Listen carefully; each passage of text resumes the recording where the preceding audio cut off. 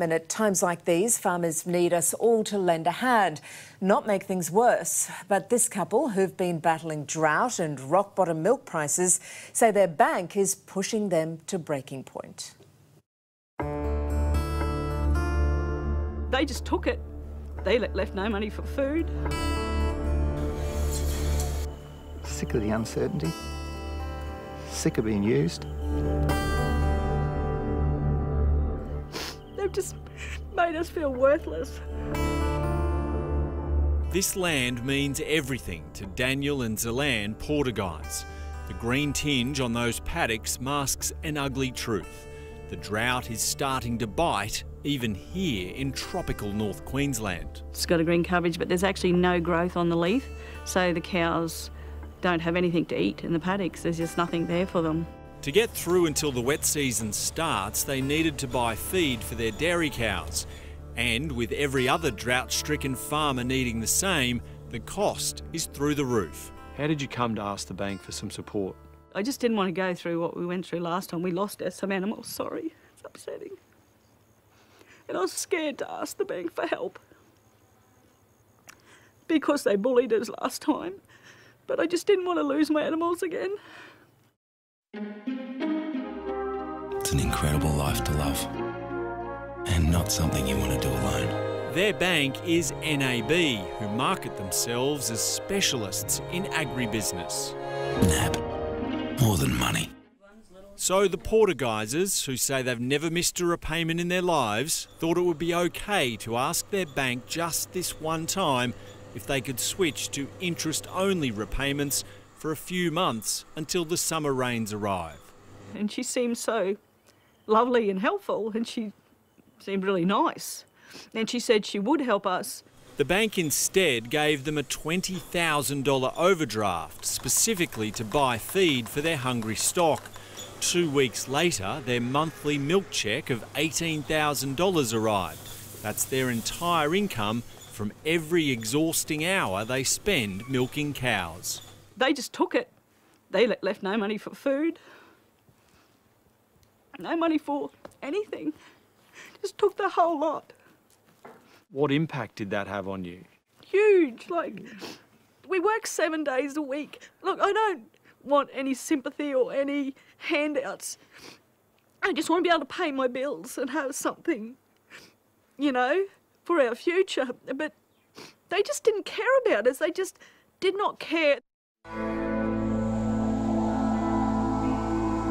Aged 50, Dan has now had to take on a second job, delivering molasses to other farmers around the region.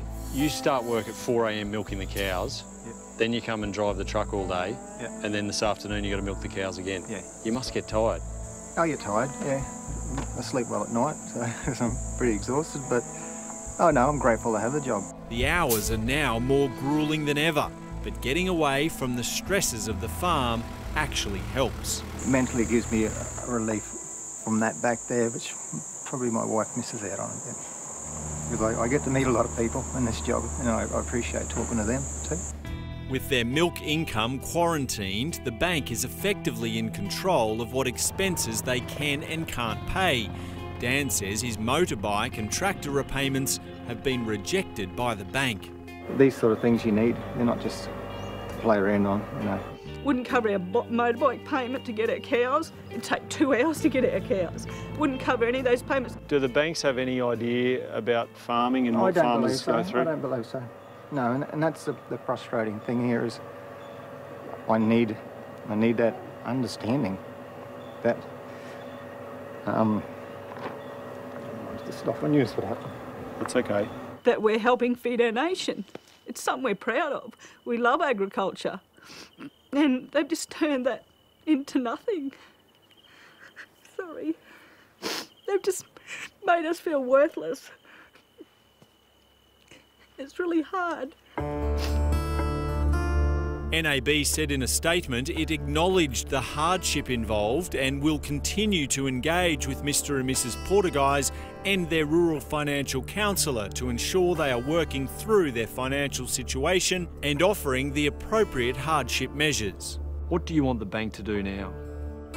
Someone from head office can actually come here and talk to me with the strategy. Give me some security that I'm not in danger of losing my farm. Leaving the land has become the only option for many dairy farmers as drought forces their costs up, but supermarkets continue selling home brand milk for less than water. Last week it emerged Coles were not even passing on the full 10-cent per litre drought levy added to the price of milk.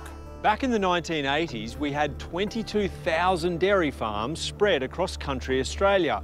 Now that number has dropped below 6,000, and the drought means we're losing even more.